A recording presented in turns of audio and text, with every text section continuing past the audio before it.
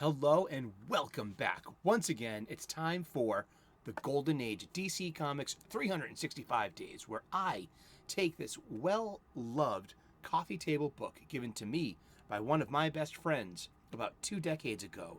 This has served my coffee table ever since.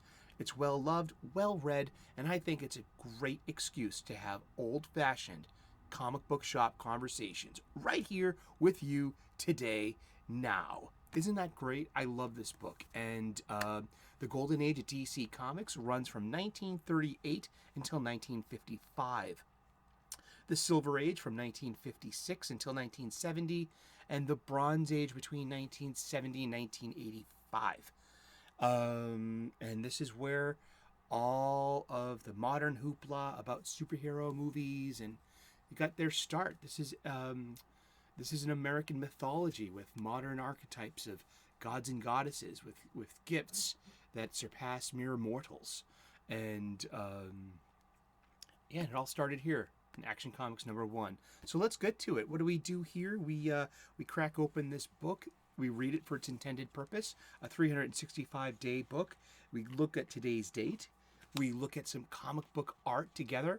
We read the blurb, and then we elaborate and have some old-fashioned comic shop talk.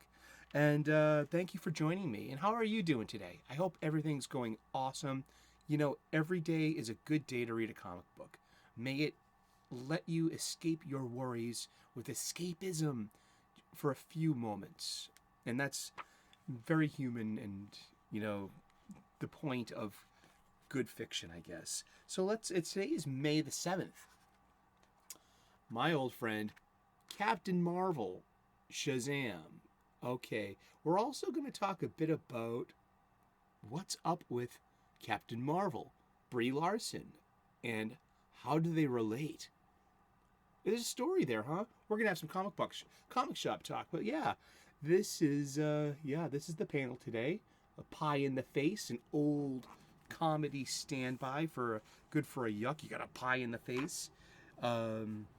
This is from Captain Marvel Adventures, number 118, from March of 1951. So this has to be around one of the last times Fawcett published Captain Marvel Shazam. We're going to get to that in just a moment. May 7th. Perhaps Captain Marvel gets more credit than he deserves for introducing humor into the realm of the superhero. Certainly Plastic Man made a major contribution as well, and even comparatively sober superheroes like Superman and Batman had their share of silly stories. Maybe that's why they used to call them funny books. Still, only one character ended up in a story called Captain Marvel Battles the Pie Plot, which ran a scant 5 pages and seems specifically designed to show pastry splattering all over Captain Marvel and his alter ego, Billy Batson, and even the narration itself. So it's a kids magazine made for kids, targeted at kids, going for some good old-fashioned yucks, you know. That's nice, that's cute. You know, but yeah.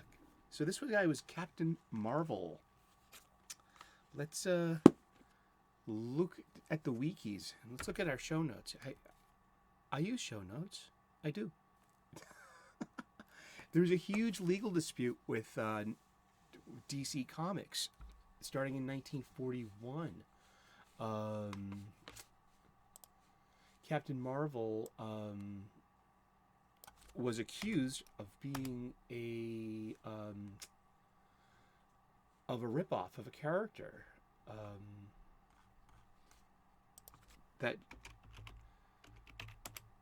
DC Comics said that no, you're ripping off Superman, and look at his body, look at his chin line, look at his cape, look at his outfit, look at his boots, look at what's going on here, and he first appeared in Whiz Comics, Fawcett Comics. Their title Whiz Comics #2, cover dated February of 1940, was the first appearance. And remember, Superman was 1938. And also, on the other side of the street, was Timely Comics.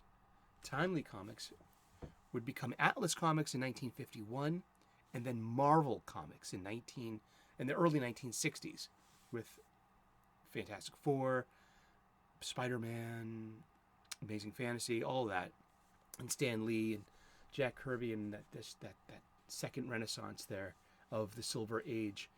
But Timely Comics had something called Marvel Comics #1 in October of 1939. That's where their claim to Marvel comes from, and just Marvel was just a word meaning something extraordinary and something to have awe and fascination with, a marvel, and but there are two separate controversies, and they kind of dovetail into our big red cheese, and we're going to talk about that for a minute, and that's today's comic book talk. What goes great with this coffee table book and our coffee table talk? Great coffee. This is Tanzanian peaberry. A wonderful coffee. It's a medium roast, and it's whole bean, and I grind it for 4 seconds to get the perfect chunk for a French press. Yes. So there were two separate controversies. So in 1941, National Comics, which became DC, sued Fawcett over Captain Marvel and being an infringement on their idea, like ripping off their IP. So that went to trial in 1948, and by 1951, Fawcett Comics was bankrupt, and Captain Marvel was proven in court to be derivative of Superman, and that Fawcett had to pay, and they did to their closure. So in 1951, Fawcett Comics no longer exists. Yeah, and they actually sold all of their. They licensed their material to DC, and then by 1991, all of that gets just bought by DC and Warner Brothers by that time. But in 1967, something completely unrelated. So Timely has become Atlas, and now has become Marvel. And as Marvel Comics, it's become its own thing, and it's its own popularity, with the X-Men and the Avengers and Spider-Man and just everything. Silver Age. It was like the point of the Silver Age. And so in 1967, Marvel Comics trademarked the name Captain Marvel and gave it to a brand new superhero they were designing, Mar-Vell, the Kree Warrior, and his adventures on Earth. And so Mar-Vell would be known as Captain Marvel, the original first Captain Marvel, and who shares his powers occasionally, such as with Carol Danvers, who as Captain Marvel, the modern Captain Marvel, portrayed by Brie Larson in the famous MCU movies, The Avengers, and her own blockbuster Captain Marvel movie. And so since then, DC, when using the character, has to bill it as Shazam. And in 1973, DC finally had Superman and Shazam on the same cover, and with their Shazam #1, the original Captain Marvel. Now they can still use it, but it's as a name mentioned, I guess. If you know this better story, put it in the comment section. This is part of the conversation. Please let me know what you know.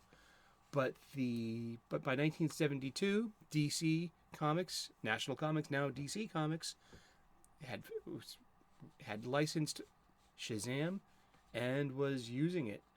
And so therein lies that legal controversy behind Captain Marvel, such as, why is Shazam not Captain Marvel anymore?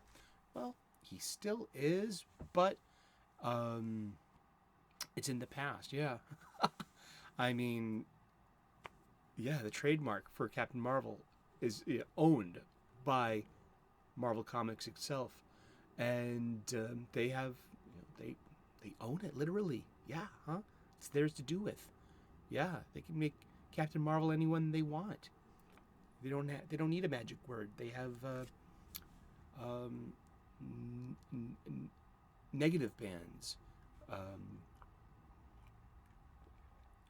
and stuff and Pym particles. But what do you think? Thank you so much for tuning in today.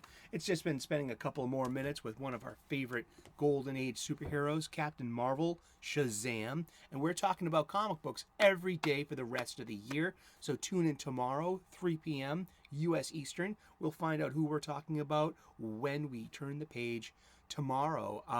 Like and subscribe if you could be so kind. I would love to earn your subscription. We talk about spirituality and gratitude here. Hashtag lighten up. It's about enlightenment. That's in a playlist here. We also, I'm a professional chef. I share my cooking hacks and delicious techniques with you. And that's in the What's Cooking playlist. We make daily comic book content. So come on by. If you're a huge comic book fan, come aboard. And I would love to be part of your YouTube day and earn your subscription. Good luck. Namaste. God bless. And we will see you tomorrow. Cheers.